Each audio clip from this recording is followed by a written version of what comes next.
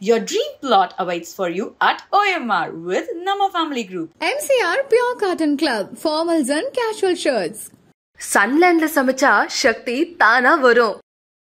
சட்டப்பேரவையில் ஆளுநர் சென்ற உடனே ஆளுநர் உரையை படிப்பதற்கு முன்பாகவே உடனடியாக ஒரு 10 நிமிடங்களுக்குள்ளாகவே வெளியேறிட்டார். இது வந்து ஒரு தவறான ஒரு நடவடிக்கையாக தான் நம்ம பார்க்கணும். ஆளுநர் அவர்கள் வந்து அந்த அவையில் இருந்து அவருடைய உரையை படிச்சிருக்கணும். தமிழ்நாட்டில் நடக்கின்ற சட்ட ஒழுங்கு பற்றி அவர் பேசியிருக்கணும். தமிழ்நாட்டில் நடக்கின்ற பெண்களுக்கு எதிராக வந்து பல பாலியல் வன்கொடுமைகள்லாம் நடந்துகிட்டு இருக்கு. அது குறித்துலாம் வந்து ஆளுநர் அவர்கள் பேசியிருக்கணும். ஆனால் அவர் வந்து அவையை வந்து புறக்கணிச்சுட்டு போகிறது என்பது ஆளுநர் மாளிகை தரப்பில் என்ன சொல்றாங்கன்னா, அரசியலமைப்பு சட்டத்தை, தேசிய கீதத்தை அவமதிக்கிறாங்கன்றது தான் அவங்க சொல்றாங்க. இந்தியாவிலையும் சரி, எந்த இடத்துலையும் யாரும் வந்து தேசிய கீதத்தெல்லாம் புறக்கணிக்கிறதுலாம் கிடையாது. சட்டமன்றத்தில் எங்கே புறக்கணிச்சாங்க? நிகழ்ச்சி முடிஞ்சதுக்கு பிறகு கடைசியாக எல்லா இடங்கள்லையுமே தேசிய கீதம் தானே ஒளிபரப்பப்படும். இல்லை, ஏன் கடைசியாக குறைந்தபட்சம் தமிழ் தாய் வாழ்த்துக்கு அடுத்தாவது உடனே பாடி இருக்கலாமேன்ற. இப்போ வந்து தேசிய கீதம் வந்து ஒரு பிரச்சனையா? தேசிய கீதம் வந்து புறக்கணிக்கலாம் படவே இல்லையே.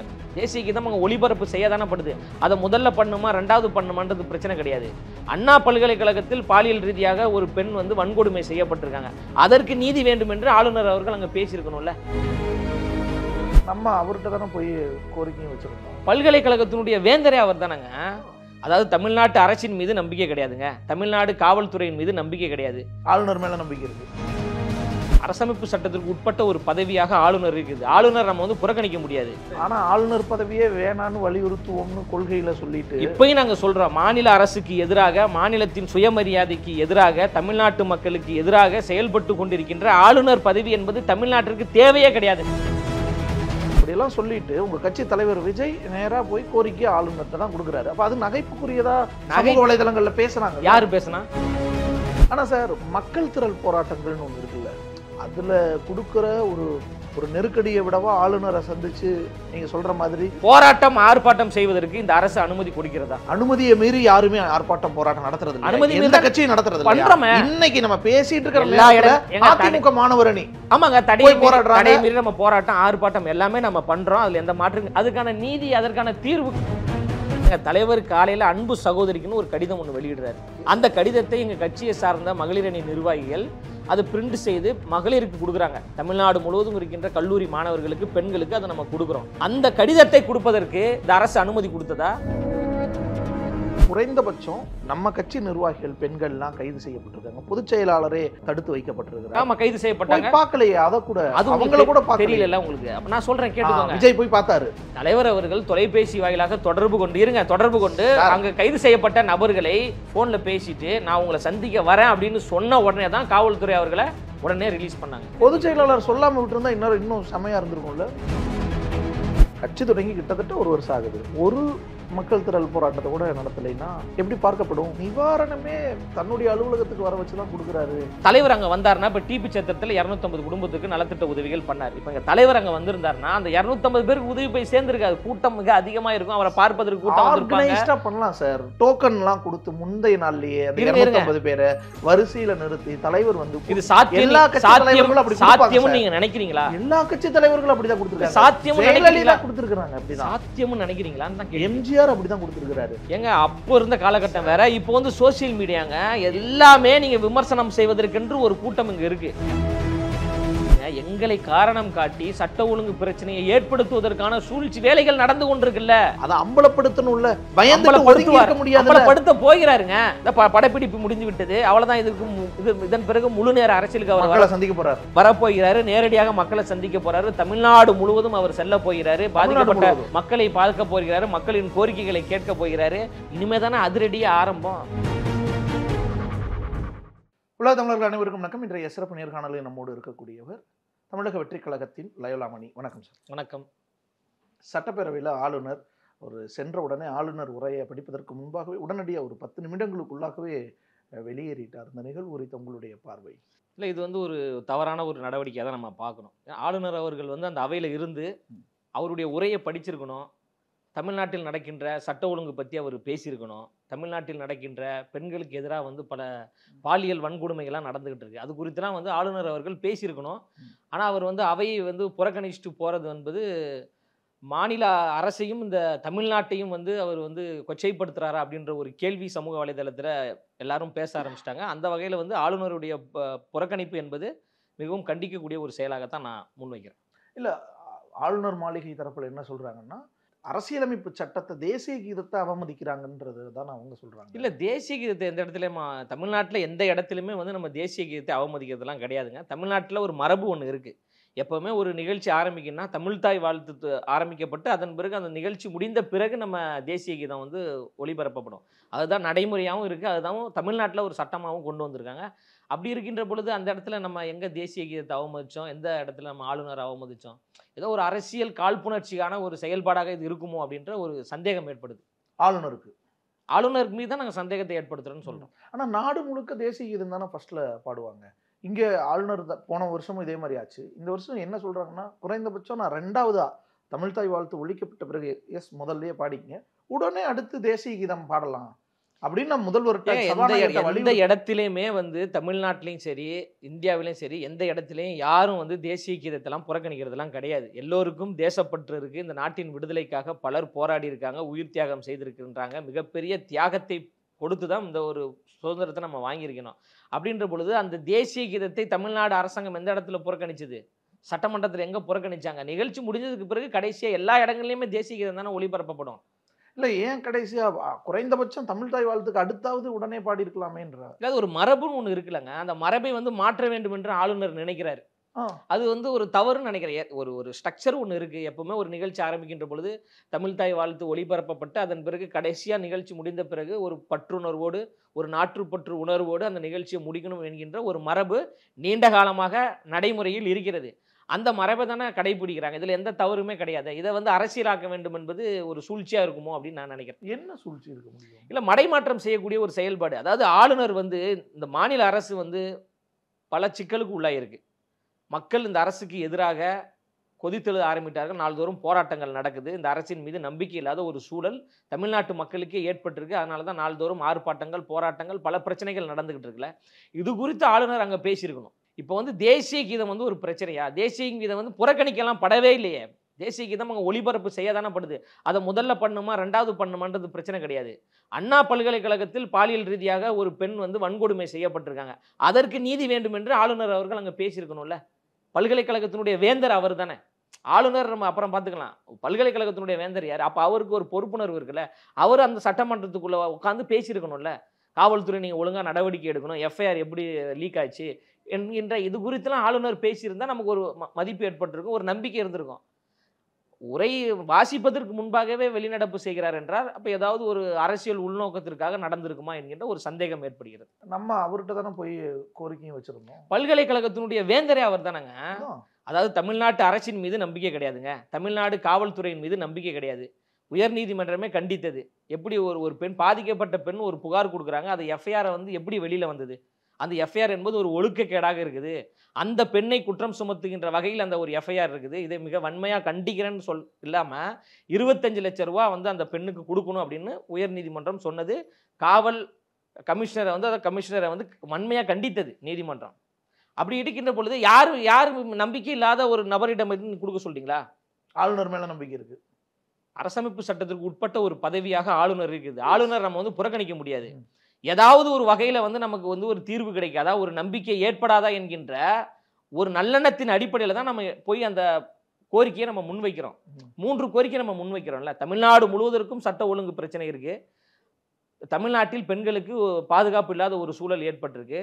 வெள்ளம் பேரிடரில் தமிழ்நாடு அரசு கேட்ட 2000 கோடியை ஒன்றிய அரசு கொடுக்கல. அந்த நிதியை பெற்றுக் கொடுங்க அப்படின்ற ஒரு 3 கோரிக்கையை நம்ம முன் வச்சு போய் பார்க்குறோம்ல.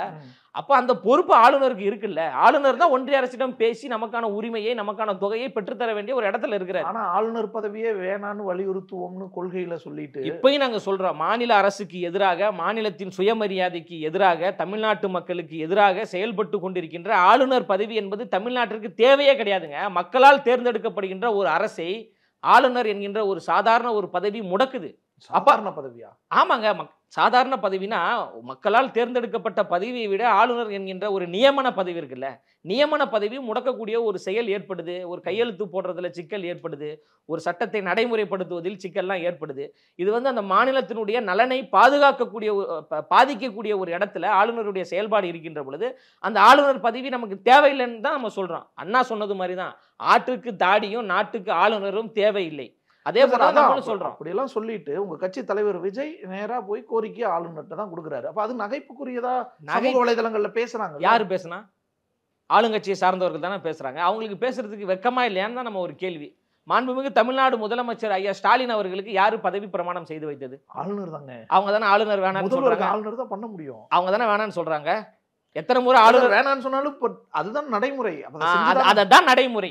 அந்த நடைமுறையை நோக்கி தான் நாங்க போறோம். எங்களுக்கு மாநில அரசின் மீது நம்பிக்கை கிடையாது, காவல்துறையின் மீது நம்பிக்கை கிடையாது. ஏதாவது ஒரு வகையில் அந்த பெண்ணிற்கு நீதி கிடைக்கணும், தமிழ்நாட்டில் இருக்கிற பெண்களுக்கு ஒரு பாதுகாப்பை உறுதி செய்யணும். அப்போ இந்த மாநில அரசை கட்டுப்படுத்தக்கூடிய ஒரு இடத்துல ஆளுநர் என்கின்ற ஒரு பதவி இருப்பதால் அந்த ஆளுநரிடம் முறையிட்டு நீங்க தக்க நடவடிக்கை எடுங்க நம்ம சொல்றோம். ஆனா சார், மக்கள் திரள் போராட்டங்கள்னு ஒண்ணு இருக்குல்ல, அதுல கொடுக்கிற ஒரு நெருக்கடியை விடவா ஆளுநரை சந்திச்சு நீங்க சொல்ற மாதிரி இது ஒரு போராட்டத்தின் ஒரு வடிவம் தாங்க. எப்படி மக்களை திரட்டி கொண்டு ஒரு ஆர்ப்பாட்டம் போராட்டம் செய்கிறோமோ அதே போன்று ஆளுநரை சந்தித்து அந்த கோரிக்கை மனு கொடுப்பதும் போராட்டத்தின் ஒரு வடிவம். ஆனா எல்லா கட்சிகளும் எப்படி எடுப்பாங்கன்னா, கடந்த காலங்கள்ல போராடுவாங்க, ஆர்ப்பாட்டம் நடத்துவாங்க, சாலை மறியல், இந்த மாதிரியான விஷயங்கள்லாம் செய்வாங்க, குண்டு கட்டா தூக்கிட்டு போய் அரெஸ்ட் பண்ணி வச்சிருவாங்க, வேறு வேறு வடிவங்கள் உண்ணாவிரதம், இந்த மாதிரி வேறு வேறு வடிவங்களில் போராட்டம் நீண்ட காலம் நடத்தி பிரயோஜனம் இல்லை அப்படின்னு, இல்லை அரசுட்டு இருந்து அந்த போராட்டங்களுக்கே ஒரு நெருக்கடி வருதுன்ற சூழல்ல ஆளுநரை போய் சந்திப்பாங்க, மனு கொடுப்பாங்க,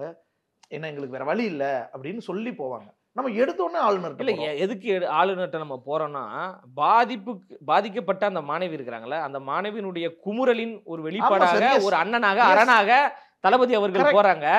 அந்த குற்றத்தை செய்த ஒரு நபர் ஆளும் கட்சியை சார்ந்தவர். ரைட் சார், மிகப்பெரிய அதிகார வர்க்கத்தோடு தொடர்பில் இருப்பதால் ஏதோ ஒண்ணு சார், நீங்க போராட்டம் ஆர்ப்பாட்டம் செய்வதற்கு இந்த அரசு அனுமதி கொடுக்கிறதா? அனுமதியை மீறி யாருமே ஆர்ப்பாட்டம் போராட்டம் நடத்துறது இல்லை, அனுமதி எந்த கட்சியும் நடத்துறது இல்லை. இன்னைக்கு நம்ம பேசிட்டு இருக்கிற எல்லா இடம் அதிமுக மாணவர் அணி, ஆமாங்க, தடை மீறி நம்ம போராட்டம் ஆர்ப்பாட்டம் எல்லாமே நம்ம பண்றோம். அதுல எந்த மாற்றம், அதுக்கான நீதி, அதற்கான தீர்வு கிடைக்கல. போராடி ஒரு நெருக்கடியை கொடுத்து அது வேலைக்கு ஆகல, இல்ல அப்பையும் கண்டுக்க மாட்டாங்க போது ஆளுநரை சந்திக்கிறது, இல்ல நேரா டெல்லிக்கு போய் உள்துறை அமைச்சரையோ பிரதமரையோ குடியரசுத் தலைவரையோ சந்திக்கிறது, இதெல்லாம் எந்த இடத்துல நடக்கும்னா போராடி போராடி கலைச்சு வேற வழி இல்லை, மக்கள் ரொம்ப கஷ்டப்படுறாங்க, இல்ல போராடுறதுக்கு வரும்போது நாங்க துன்புறுத்தப்படுறோம், அடிக்கப்படுறோம், தடுக்கப்படுறோம், வேற வழி இல்லைங்கிற ஒரு சூழல்ல போவாங்க. அப்படிலாம் கிடையாதுங்க. எங்க தலைவர் காலையில அன்பு சகோதரிக்குன்னு ஒரு கடிதம் ஒண்ணு வெளியிடுறாரு. அந்த கடிதத்தை எங்க கட்சியை சார்ந்த மகளிர் அணி நிர்வாகிகள் அதை பிரிண்ட் செய்து மகளிருக்கு கொடுக்குறாங்க. தமிழ்நாடு முழுவதும் இருக்கின்ற கல்லூரி மாணவர்களுக்கு, பெண்களுக்கு அதை நம்ம கொடுக்குறோம். எங்க தலைவர் ஒரு உற்ற துணையாக இருப்பாங்க, நீங்க பயப்படாம இருங்க என்கின்ற ஒரு கடிதத்தை கொடுக்குறாரு. எப்படி அண்ணா அவர்கள் தோழர்களுக்கு கடிதம் கொடுத்தாரோ அதே போன்று எங்க தளபதி அவர்கள் தங்கைகளுக்கு பாதுகாப்பாக நீங்க இருங்க, நான் உறுதுணையா இருக்கிறேன்னு ஒரு கடிதம் கொடுக்குறாரு. அந்த கடிதத்தை கொடுப்பதற்கு இந்த அரசு அனுமதி கொடுத்ததா? இல்ல சார், இது ஆளுநர் சிறைப்படுத்துவது என்பது எவ்வளவு ஒரு கீழ்த்தரமான ஒரு செயல். என்னதுக்கு நீங்க சமூக நீதியை பாதுகாப்போம், சமத்துவத்தை பாதுகாப்போம் என்று பேசுவதற்கு இந்த திமுக இருக்கு? அதனால ஆளுநரை சந்திக்கலங்க. அண்ணா பல்கலைக்கழகத்துக்குள்ள பாலியல் கொடுமை நடந்திருக்கு, அதற்கு நீதி வேண்டும் என்று ஆளுநரை சந்திச்சிருக்கு. என்ன தவறு இருக்கு? பாஜக மகளிர் பேரணியை நடத்த முயற்சி பண்ணாங்க, நடத்தினாங்க, கைதானாங்க. எங்க கட்சியினுடைய பொதுச் செயலாளர் உடனே போய் பாஜகவினர் தொடர்ந்து போராடி அரெஸ்ட் ஆனாங்க. நாம் தமிழர் கட்சியினர், அதிமுகவினர் தொடர்ந்து இதே மாதிரி எல்லாருமே போராடுறாங்க. மாற்று கருத்து போராடினாங்க, இன்னைக்கு வரைக்கும் போராடி உள்ள வராங்க. இதெல்லாம் தாண்டி போவாங்க. பாருங்க, அண்ணாமலை சாட்டையால் அடிச்சுக்கிட்டதுக்கு சொன்ன காரணம், முன்னாள் ஆளுநர் தமிழிசை சவுந்தரராஜன் போராட போறாங்க, குண்டு கட்ட ஏதோ தூக்கி போடுறாங்க, அப்ப நாங்க வேற எங்களுக்கு என்ன வழி? அதனால என்னோட ஆற்றாமையை, என்னுடைய ஆதங்கத்தை வெளிப்படுத்துறதுக்கும் இதுக்கு ஒரு தீர்வு கிடைக்கும். சாட்டையடியை நம்ம விமர்சிக்கப்படுறாரு. அவர் ஏதோ ஒரு நோக்கத்திற்காக பண்றாரு, அதுல மாற்று கருத்து கிடையாது.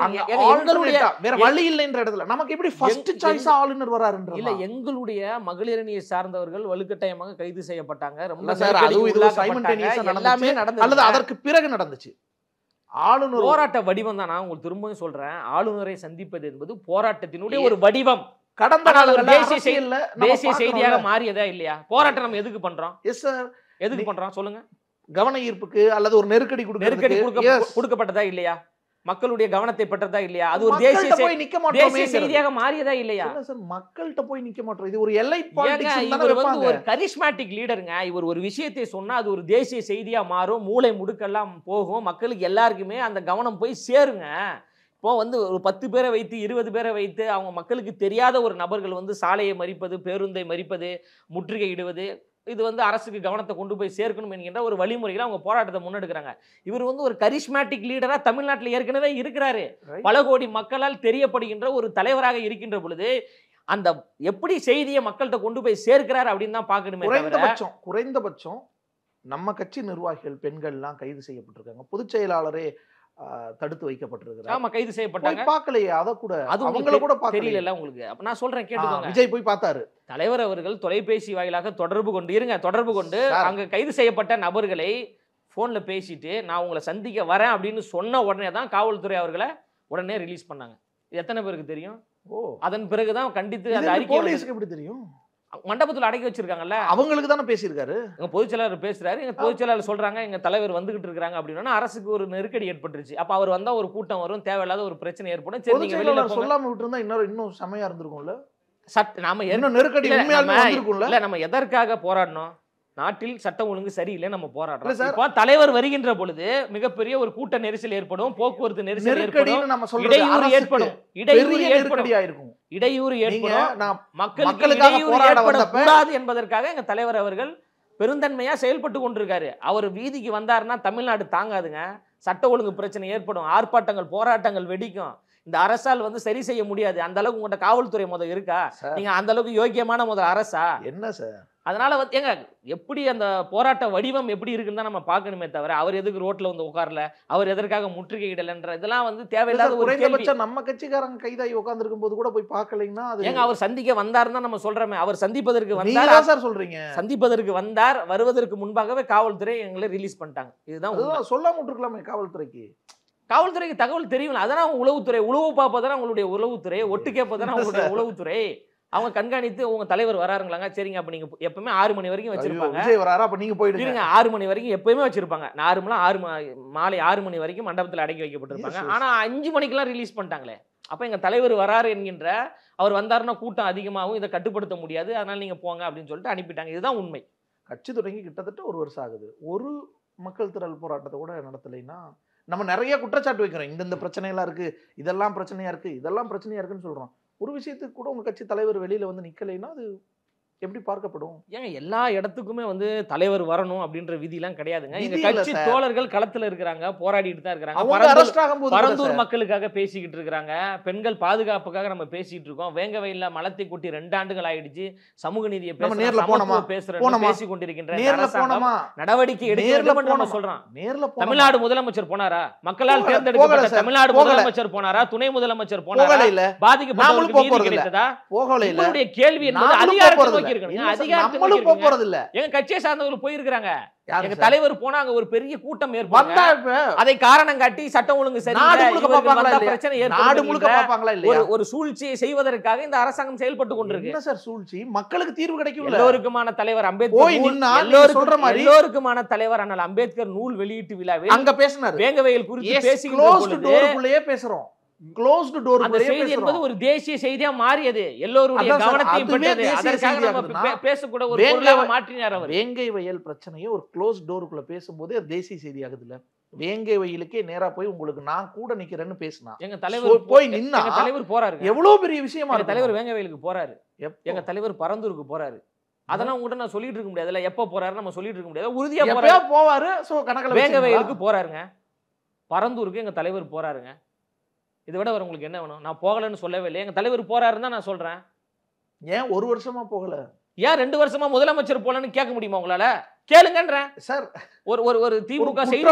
ஒரு திமுக செய்தி தொடர்பாளரை வர வைத்து இந்த இடத்துல உட்கார வச்சு அமரன் படம் பார்ப்பதற்கு தமிழ்நாடு முதலமைச்சர் செல்கிறார், தமிழ்நாடு துணை முதலமைச்சர் செல்கிறார். பாதிக்கப்பட்ட மக்களை, வேங்கவயல் மக்களை எதற்காக தமிழ்நாட்டின் முதலமைச்சரும் துணை முதலமைச்சரும் பார்க்கவே இல்லை? அவங்க போகாதனால நம்மளும் போகல. நாங்க போகலன்னு சொல்லவே இல்லையே, நாங்க போறோங்க, நாங்க போறோம், உறுதியாக செல்கிறோம். தேதி பின்னர் அறிவிக்கப்படும். தேதியெல்லாம் எங்க பொதுச் செயலாளர் சொல்லுவாங்க, தலைவர் சொல்லுவாங்க. ஆனா உறுதியா போறோம், அதுல எந்த மாற்று கருத்துமே கிடையாது. எங்க தலைவர் போறாரு, அந்த பாதிக்கப்பட்ட மக்களை நம்ம சந்திக்க போறோம். ஏற்கனவே அம்பேத்கர் நூல் வெளியீட்டு விழாவில் அந்த பாதிக்கப்பட்ட மக்கள் அங்க வந்திருந்தாங்க, எங்க தலைவரை பார்த்திருந்தாங்க. அப்ப கூட துணை முதலமைச்சர் என்ன சொன்னார், இது வந்து ஒரு சினிமா செய்தின்னு நக்கல் அடித்தாரு. அப்போ அங்க பாதிக்கப்பட்ட தம்பி சின்னத்துறை வந்திருந்தாப்ப, வேங்கவயலில் மலத்தை குடித்த அந்த மக்கள் வந்திருந்தாங்க. ஊராட்சி மன்ற தலைவர்கள், பாதிக்கப்பட்ட சாதி ரீதியாக பாதிக்கப்பட்ட அந்த மக்கள்லாம் வந்திருந்தாங்க. ஐயா முன்னாள் நீதியரசர் சந்துரு அவர்கள் வந்திருந்தாங்க, அம்பேத்கருடைய பேரன் அவர்கள் வந்திருந்தாங்க. இவர்கள் எல்லாம் வந்து உங்களுக்கு சினிமா செய்தியா? கேவலமா இல்லையா? துணை முதலமைச்சர் இப்படி பேசலாமா அப்படின்ற சமூக வலைதளத்தில் அவருக்கு எதிரான கண்டனங்கள் வந்தது இல்ல. அப்ப இந்த அரசு வந்து வெறும் வார்த்தையில வந்து சமூக நீதி, சமத்துவம், ஜனநாயகம்னு பேசுமே தவிர நம்மளும் வார்த்தையில நிக்கிறோமேங்கிற கேள்வி எந்த இடத்துலயுமே கிடையாதுங்க. நம்ம நேர்மையாக இருக்கிறோங்க, மக்களோடு மக்களாக துணை நிற்கிறோங்க. 1 கோடியை நெருங்கக்கூடிய வகையில் கட்சியில் எப்படி உறுப்பினர் சேர்க்கை நடந்தது?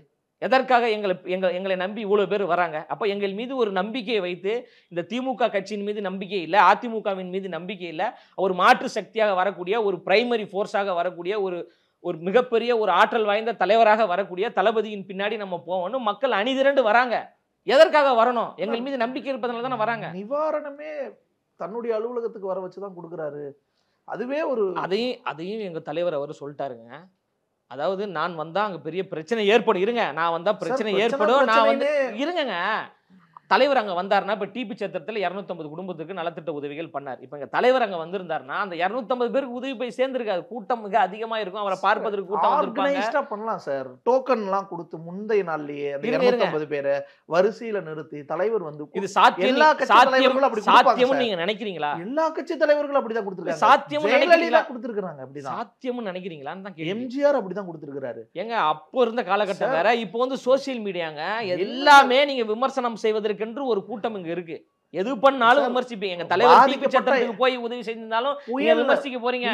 அவங்க பணிகள் வரை வைத்து உதவி செய்தாலும் நீங்க விமர்சிக்க தான் போறீங்க. புயல்ல பாதிக்கப்பட்ட இடங்களுக்கு எம்ஜிஆர் நேரா போய் நின்றுருக்காரு, களப்பணியில நின்றுருக்காரு. ஜெயலலிதா நின்றுருக்காங்க. முன்னாள் முதலமைச்சர்கள் எல்லாரும், கலைஞர், ஸ்டாலின், எடப்பாடி பழனிசாமி எல்லாரும் நிக்கிறாங்க. ஒரு இடத்துல தலைவரும் எல்லா இடத்துலயும் பிளான் பண்ணி கரெக்ட்டா கள்ளக்குறிச்சியில கள்ளக்குறிச்சியில் விசசாராயம் குடித்து 70 பேர் பிரச்சனை ஆச்சா? எங்க தலைவர் அவர்கள் அங்க போனாங்க. பிரச்சனை ஆயிடும் இல்ல கள்ளக்குறிச்சியில ஆச்சா பிரச்சனை? பாதிக்கப்பட்ட மக்கள் இருக்கிற இடத்துல அப்படி சினிமா நடிகரா வந்து ஒரு கூட்டம் இல்ல அப்படி இல்லங்க. தலைவர் வந்திருக்காரு, எங்களை இல்ல இல்ல அப்படி யோசிப்பாங்க. இல்ல கிடையாதுங்க. எங்களை காரணம் காட்டி சட்ட ஒழுங்கு பிரச்சனையை ஏற்படுத்துவதற்கான சூழ்ச்சி வேலைகள் நடந்து கொண்டிருக்குல்ல, அதை அம்பலப்படுத்தலாம்ல சார். அதை வந்து பாதுகாக்க வேண்டிய கடமை நமக்கு இருக்குல்ல. நம்மளால வந்து தமிழ்நாட்டு மக்களுக்கு இடையூறு ஏற்பட்ட கூடாது, நம்மளால தமிழ்நாட்டில் சட்ட ஒழுங்கு ஏற்பட்ட கூடாது ஒரு நல்லெண்ணத்தின் அடிப்படையில தான் எங்க தலைவர் செயல்பட்டு கொண்டிருக்காரு. ஒரு சதி வேலையை செய்வாங்கன்னே வச்சுப்போம். அதை அம்பலப்படுத்தணும்ல, பயந்து ஒதுங்கி இருக்க முடியாது. அம்பலப்படுத்த போகிறாருங்க. படப்பிடிப்பு முடிஞ்சு விட்டது, அவ்வளவுதான்.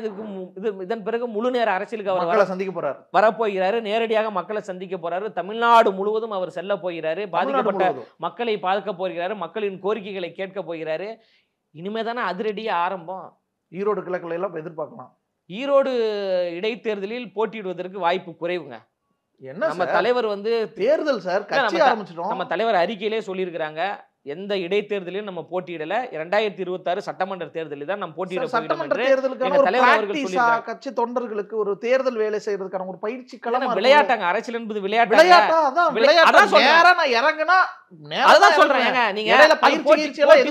போட்டி போட்டு பாருங்க அப்படின்றது ஒரு விளையாட்டு கிடையாதுங்க. அரசியல் என்பது ஒரு களம். ஒரு யுத்தத்துல இருக்கும். யுத்தத்துல இருக்கும்போது அதற்கான செயல் திட்டங்களை உருவாக்கி விட்டோம்னா நேரா 2ஆம் உலகப் போர் 3ஆம் உலகப் போர் தானா? பயிற்சிலாம் எடுத்தாச்சுங்க. யார் பயிற்சி உங்களுக்கு தெரியுமா? பயிற்சி எடுக்கணும். சின்ன களம்லாம் பயன்படுத்த மாட்டோமா? எல்லா களத்தையும் நாங்க பயன்படுத்தியாச்சு. எல்லா பயிற்சியும் பெற்றாச்சு. எம்ஜிஆர் அதிமுக தொடங்க களத்தில் வேலை செய்வதற்கு இடைத்தேர்தல் போட்டியிடுவதற்கு வேட்பாளர்கள் இருக்காங்க. பரப்புரை ஈரோடு கிழக்கு இருக்காங்க. ஈரோடு கிழக்கு இருக்காங்க. வேலை செய்வதற்கு ஆட்கள் இருக்காங்க. ஈரோடு கிழக்கு தமிழ்நாடு முழுவதும் இருக்காங்கன்னு சொன்னாங்க. 234 தொகுதிகள்ல இருக்கின்ற பொழுது ஈரோடுல இருக்க மாட்டாங்களா? எல்லா இடத்துலயும் இருக்கிறாங்க. எங்களுடைய இலக்கு என்பது தமிழ்நாட்டினுடைய முதலமைச்சராக எங்க தலைவர் தளபதி அவர்கள். சார் தேர்தல் வேலை செய்யணும்ல சார். இப்ப ஆட்கள் இருக்கிறாங்க பிரதர். உள்ளாட்சி தேர்தல் வரப்போகுது. அப்ப ஆட்கள் இருக்கிறாங்க பிரதர். உள்ளாட்சி தேர்தல் மக்கள் இயக்கமாக இருக்கின்ற பொழுது 100க்கும் மேற்பட்ட உள்ளாட்சி உறுப்பினர்களை நம்ம வைத்திருந்தோம். வார்டு உறுப்பினர்கள் நம்ம வைத்திருந்தோம். இப்ப நிக்க போறோமா? புரியுதுங்களா? எல்லா களத்துல வேலை செய்யக்கூடிய ஆட்கள் இருக்கிறாங்க. ஆட்கள் இல்லாமலாம் கிடையாது. இந்த அரசு யோக்கியமான அரசா? ஒரு இடைத்தேர்தலில் இந்த அரசு எப்படி செயல்படணும் உங்களுக்கு விக்கிரவாண்டிலையும் தெரியும், ஈரோடு கிழக்கிலையும் தெரியும். மக்களை வந்து ஆட்டு மந்தைகள் மாதிரி அடைத்து வைத்து 2000, 3000, 5000 என்று காசு கொடுத்து ஓட்டை வந்து வாங்கிய கூட்டத்தின் மத்தியில போயிட்டு ஜனநாயக ரீதியாக எதிர்கொள்ள முடியுமா? விக்கிரவாண்டியில பாமக அதை எதிர்த்து நின்னுச்சு. நம்மளால முடியுமா? ஈரோடு கிழக்குல எங்களை எதிர்த்து நிற்பதற்கு எங்களுக்கு துணிச்சலும் திராணியும் படைபலமும் மக்கள் பலமும் எங்களுக்கு இருக்கிறது. ஆனால் இந்த அரசின் மீது எங்களுக்கு நம்பிக்கை கிடையாது. என்ன சார், மக்கள் மீது எங்களுக்கு நம்பிக்கை இருக்கு. 26லயே அதே அரசு தான் களத்துல சந்திக்க போறோம். தேர்தல் ஆணையத்தினுடைய கட்டுப்பாட்டுல இருக்கும். சரிங்களா? ஈரோடு ஒட்டுமொத்த தேர்தல் தமிழ்நாடும் ஆணைய கட்டுப்பாட்டுக்கு தான் வரும். ஒட்டுமொத்த தமிழ்நாடும் தேர்தல் ஆணையத்தின் கட்டுப்பாட்டுல இருக்கும். ஆனா ஈரோடு இடைத்தேர்தல் என்பது மாநில அரசினுடைய கட்டுப்பாட்டுல தான் இருக்கும். மாநில அரசு தான் பணத்தை கொடுப்பதற்கு அதிகாரம் அவங்க கிட்ட தானே இருக்கும். காவல்துறை அவங்க கிட்ட இருக்கு. எம்ஜிஆர் சார் கட்சி ஆரம்பிச்சாரு, ஒரு இடைத்தேர்தல் நின்று ஜெயிச்சு காட்டினாரு. அது ஒரு பெரிய நம்பிக்கை தேர்தல் மக்களுக்கு ஏற்படுத்துச்சு.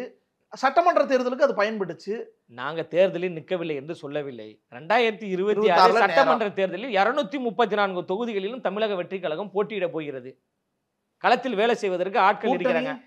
திமுகவா தாவேகாவா என்று அரசியல் களம் இயங்கி கொண்டிருக்கிறது. தமிழ்நாட்டு அரசியலில் தலைவர் தளபதி அவர்களை தவிர்த்து விட்டு இனி தமிழ்நாடு அரசியலே கிடையாது என்பதை நான் வெளிப்படையா சொல்லிக்கிறேன். ஐயா கே பாலகிருஷ்ணன் முன்னாள் மார்க்சிஸ்ட் கம்யூனிஸ்ட் கட்சியினுடைய மாநில தலைவர் என்ன சொன்னாரு? அறிவிக்கப்படாத ஒரு அவசர நிலை இங்க இருக்கா? போராட்டம் செய்ய முடியல, ஆர்ப்பாட்டம் செய்ய முடியல, ஒரு கருத்தை இப்ப வெளியில சொல்ல முடியல, இந்த அரசு ரொம்ப முடக்குது அப்படின்னு பேசினார்ல. யார மனசுல வச்சு பேசுறாருன்னு நினைக்கிறீங்க? தமிழக வெற்றி கழகமும் தலைவர் தளபதி அவர்களும் என்கின்ற ஒரு மிகப்பெரிய ஒரு பிரம்மாண்டம் இருக்கின்ற ஒரு நம்பிக்கையில தான் எல்லாரும் பேசுறாங்க. சார் திமுக நாளைக்கு நம்மளை நசுக்கினாலும் முடக்கினாலும் ஒடுக்கினாலும் இந்த கூட்டணியே நமக்கு தேவையில்லை, பின்னாடி ஒருத்தர் வராரு, ஒரு நம்பிக்கையினுடைய அடையாளமாக ஒருத்தர் வராரு என்கின்ற ஒரு நம்பிக்கையின் அடிப்படையில் தான் இப்ப கூட்டணி கட்சிகள் எல்லாம் பேசிக்கிட்டு இருக்காங்க. இப்ப விசிக கவன ஈர்ப்பு தீர்மானம் சட்டமன்றத்தில் ஏன் கொண்டு வராங்க? 2 வருஷமா கொண்டு வராம திடீர்னு ஏன் கொண்டு வராங்க? ஏன் கொண்டு வராங்க கேளுங்க. அண்ணா சங்க தமிழ் அண்ணன் கூப்பிட்டு கேளுங்க சொல்லுவாரு. 2 வருஷமா வெயிட் பண்ணோம், எதுவும் வேலைக்கு ஆகல, அதனால இப்ப கவன ஈர்ப்பு கொண்டு வரோம். ஏன் இப்ப கொண்டு வரணும் சார்? அதான் வேலைக்கு ஆகலையே, எதுவும் நடக்கல. வேலைக்கு ஆகலையேன்னு உங்களுக்கு முன்னாடி எல்லாம் தெரியாதா? நீங்க எனக்கு ஏன் போகலைன்னு கேட்டதுக்கு என்ன சொன்னீங்க? போவோம், பொறுங்க, அதிகாரத்தையும் கையில வைத்துக் கொண்டிருக்கின்ற நீங்க வெக்கமே இல்லாம அந்த பிரச்சனையை பேசாம இருக்கிறீங்க. நாங்க இப்பதான் அரசியல் களத்துக்கு வந்திருக்கோம். வந்த உடனே எங்க தலைவர் தான் பேசிட்டாரு. தேசிய அவமானம் சொன்னாரா இல்லையா? ஆமா சார். ஏங்க அவர் பேசினா எல்லா கட்சிக்காரங்களும் பேசியிருக்காங்க சார். ஏங்க யார் பேசல? எல்லா கட்சிக்காரங்களும். திருமா பேசலையா? அண்ணாமலை பேசலையா? சிஎம் பேசினாரா இல்லையா? எடப்பாடி பழனிசாமி பேசினாரா இல்லையா? சிஎம் ஏன் பேசல? ஆட்சியில் இருக்கிற இடத்துல நடந்த ஒரு குற்றம் உங்க ஆட்சியில தாங்க நடந்திருக்கு. கேவலமான கேடுகட்ட ஒரு இழி செயல் நடக்கின்ற பொழுது அதை குறித்து பேசியிருக்கணுமா கூடாதா? ஏன் பேசல? அட்லீஸ்ட் அந்த பாதிக்கப்பட்ட மக்களையாவது நீங்க போய் பாத்துருக்கணும். அவங்க செய்யல, நாம மாற்றா வரோம். நாங்க செய்யறோம் தானே சொல்றோம். செய்யறோம் சொன்னோமா? ஆனா என்ன செய்யறாங்க என்னைக்கு தெரியாது. தெரியாதுன்னா எனக்கு தெரியுங்க. அதை சொல்ல முடியாதுல்ல. எங்க பொதுச் செயலாளர் சொல்லுவாரு. 2 வருஷத்துல இருக்கலாம், 5 வருஷத்துல இருக்கலாம். நடக்க போதுங்க. அவர் வேங்க வயலுக்கு போக போறாரு, பரந்தூருக்கு போக போறாரு, பல இடங்களுக்கு அவர் போக போறாரு. அப்ப நீங்க சொன்னீங்கல்ல ஏன் அவர் வெளியில வரலன்னு நீங்க இப்ப கேக்குறீங்களா? எதுக்குடா அவர் வெளியில வந்தாரு என்கின்ற ஒரு சூழலை உருவாக போது பாருங்க. எல்லாரும் கேக்குறாங்களேன்னு கேக்குறேன். உதவி போய் சேருதான் தாங்க நம்ம பார்க்கணும். அது எப்படி உதவி செய்யறாரு அப்படின்ற அந்த விமர்சனத்துக்குள்ள நம்ம போக கூடாது. பாதிக்கப்பட்ட மக்களுக்கு அரசியலுக்கு வந்துட்டோம்ல, எப்படி செய்யறாங்கன்னு தோழர்கள் எல்லாம் களத்துல தாங்க இருக்கிறோம். எல்லா பக்கமும் நம்ம போராடிக்கிட்டு இருக்கோம், பேசிக்கிட்டு இருக்கோம். தோழர்களா நிக்க வேண்டியது யாராரு? பல தலைவர்கள் எங்க தலைவர் உருவாக்கி கொண்டு இருக்கிறாருங்க. எல்லா இடத்துக்குமே தலைவர் தான் வரணும்ன்றது நீங்க அது விருப்பப்படுறதே தவறுன்னு நினைக்கிறேன். எல்லா இடத்துக்கும் வர முடியாது, ஆனா ஏதோ ஒரு இடத்துல இருக்கணும்ல மக்கள்கிட்ட. இருக்கிறாருங்க, எங்க இல்லைன்னு சொன்னா இருக்கிறாரு. எல்லா இடங்களையும் பேசுறாரு. புத்தக வெளியீட்டுல கூப்பிடுறாங்க, உடனே அவர் சரி நான் வரேன்னு சொல்லிட்டு அந்த புத்தக வெளியீட்டுல அவளை போய் அவர் கலந்து கொண்டு அவருடைய கருத்தை சொல்றாரு. கள்ளக்குறிச்சிக்கு போறாரு. கட்சி ஆரம்பிப்பதற்கு முன்பாக பல போராட்டங்களை முன்னெடுத்திருக்கிறாரு. தமிழ்நாட்டு மீனவர்கள் பாதிக்கப்படுகின்ற பொழுது அதற்காக குரல் கொடுத்திருக்காரு. ஈழத்தமிழர்களுக்காக குரல் கொடுத்திருக்காரு. மெரினா ஜல்லிக்கட்டு போராட்டத்துக்கு குரல் கொடுத்திருக்காரு. பல இடங்களுக்கு அவர் பேசியிருக்காரு. நானே பல முறை அதை பத்தி பேசியிருக்கேன். உங்க இடத்துல வேறு யாராவது நின்று விஜய் விமர்சிக்கும் போது அதை நானே குறிப்பிட்டிருக்கேன். ஆனா கட்சி ஆரம்பிச்சாச்சு, 1 வருஷம் ஆயாச்சு. கள்ளக்குறிச்சிக்கு நாம போனோம், எந்த பிரச்சனையும் வரல. பாதிக்கப்பட்ட மக்கள் பக்கம் நின்னோம், ஒரு நெருக்கடி அதுல உருவாக்கணும், ரைட். ஆனா ஒரு நிதி உதவி அளிக்கிற இடம் இல்ல ஒரு நிவாரணம் அளிக்கிற இடத்துல கூட நம்மளால அப்படி கூட நிக்க முடியல. பக்கத்திலேயே இருக்கக்கூடிய ஆளுநர் மாளிகைக்கு போறோம், அண்ணா யூனிவர்சிட்டி வாசல்ல நம்மளால நிக்க முடியல. இல்ல நம்ம கட்சிக்காரங்க அந்த நிகழ்வுகளை கைதாகிறாங்க, போலீஸ்ல தடுத்து வைக்கப்படுறாங்க, அவங்கள போய் பார்க்க முடியல. போனா பிரச்சனை